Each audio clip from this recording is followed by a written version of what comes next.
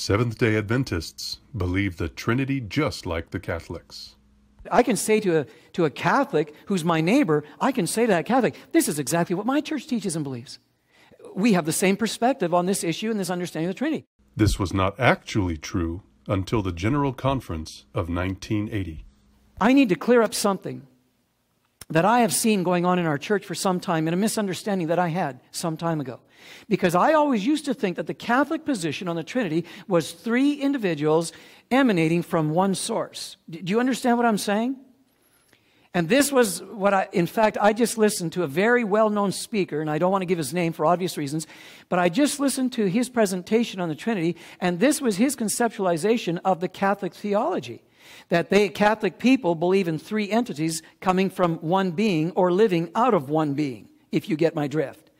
And I've got to be honest with you, I went to the internet and I went and studied very carefully the doctrinal position of the Catholic Church. And ladies and gentlemen, that is not what they believe. That is not what they believe. Now, I'm not here to defend the Catholic position. As one who teaches Bible prophecy from the position and the perspective of the Seventh-day Adventist Church, ladies and gentlemen, have been teaching it for over 36 years, I know what I believe concerning Bible prophecy and what this church teaches and understands. Now, I'm not here to defend the Catholic position. And ladies and gentlemen, there are positions that I must take against anybody in regards to their position that teaches Bible prophecy from a position that is not being properly taught from the Bible.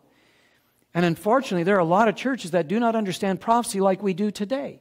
But by the grace of God, hopefully one day they will understand it.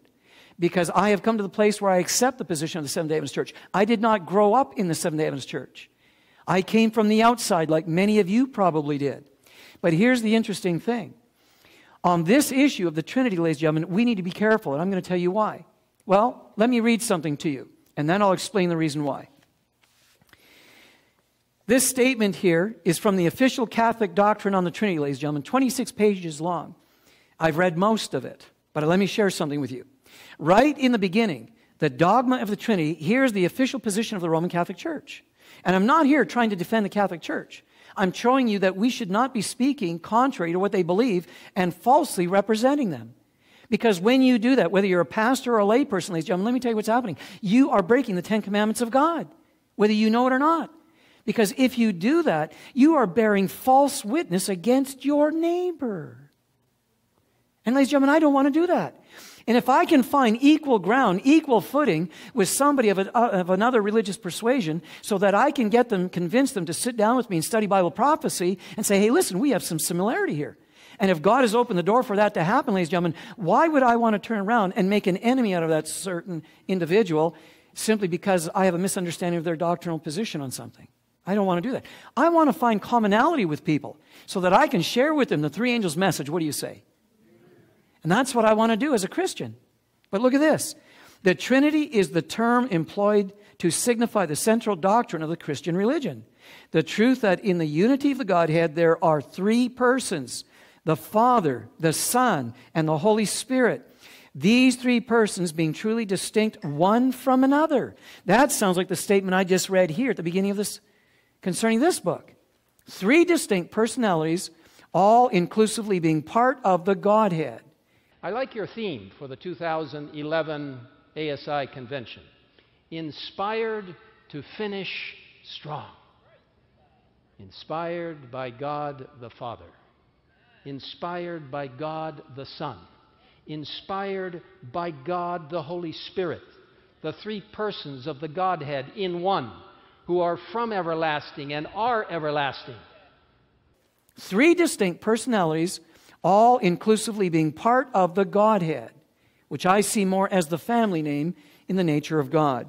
Thus, in the words of the Athanasian Creed, the Father is God, the Son is God, and the Holy Spirit is God, and yet there are not three gods, but one God. In this Trinity of persons, the Son is begotten of the Father by an eternal generation. In other words, they're saying we really don't understand it. That's what they're really saying from what I'm getting from this. They go on and say, very interestingly, and the Holy Spirit proceeds by an eternal procession from the Father and the Son. Yet, notwithstanding this difference as to origin, the persons are co-eternal and co-equal, all alike are uncreated and omnipotent. Now, isn't that what we believe as Seventh-day Adventist Christians? That's what we believe, ladies and gentlemen. Now, isn't that what we believe as Seventh-day Adventist Christians? That's what we believe, ladies and gentlemen. But I want to emphasize today that when we as Seventh-day Adventists talk about the doctrine of the Trinity, we are talking about a biblical doctrine of the Trinity, not a Catholic doctrine of the Trinity. There are significant differences between the Seventh-day Adventist view of the Godhead and the Roman Catholic view of the Godhead. They go on to say here, this, the church teaches, is the revelation regarding God's nature, which Jesus Christ, the Son of God, came upon earth to deliver to the world, and which she, talking about the church, proposes to man as the foundation of her whole dogmatic system. That's amazing. That is amazing. And I can say to a Catholic who's my neighbor, I can say to that Catholic, this is exactly what my church teaches and believes. I can say to a Catholic who's my neighbor, I can say to that Catholic, this is exactly what my church teaches and believes. We have the same perspective on this issue and this understanding of the Trinity.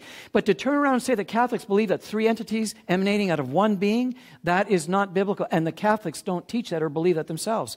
You would have to show that to me and convince me by way of their doctrinal statement, ladies and gentlemen. I would have to read it here because this is their official doctrinal position. And ladies and gentlemen, like I said before, we need to make friends with these precious people. The majority of God's people are still what's out there. Kellogg and Froom both pushed for unity in doctrine with other faiths. Dr. Kellogg has taken the position before those not of our faith that the Battle Creek Sanitarium is undenominational and has thus placed our work in a false light.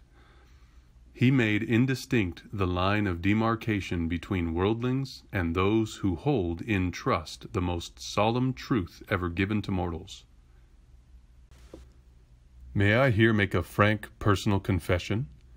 When back between 1926 and 1928, I was asked by our leaders to give a series of studies on the Holy Spirit, covering the North American Union Ministerial Institutes of 1928, I found that, aside from priceless leads found in the Spirit of Prophecy, there was practically nothing in our literature setting forth a sound biblical exposition in this tremendous field of study. There were no previous pathfinding books on the question in our literature. I was compelled to search out a score of valuable books written by men outside of our faith, those previously noted, for initial clues and suggestions, and to open up beckoning vistas to intense personal study. Having these, I went on from there, but they were decided early helps. And scores, if not hundreds, could confirm the same sobering conviction that some of these other men frequently had a deeper insight into the spiritual things of God than many of our own men then had on the Holy Spirit and the triumphant life. It was still a largely obscure theme. Now, I have here something that's very interesting you might want to look into. You can get this from, if you go on the internet, from Rose Publishing out of California. I had to do a whole seminar this summer at camp meeting. We had approximately 10,000 people at our camp meeting in British Columbia this year. And I just want to encourage you, you might want to look into this. It's called The Trinity. If you go to Rose Publishing, it folds out like this. And ladies and gentlemen, I've got to tell you something. For the most part, everything that I've read in here is exactly what we believe as Seventh-day Adventist Christians. And this was produced by evangelical scholars in the consideration of the Trinity. And you can order this and you can get this. And you will find some tremendous historical information that is absolutely accurate. People want to claim that the Catholic Church is the institution that is guilty for bringing this teaching of the Trinity. Ladies and gentlemen, the Trinity teaching came long before the Catholic Church became an officially recognized institution. The Trinity is the cornerstone of the Revelation 13 verses 11 through 18 ecumenical movement.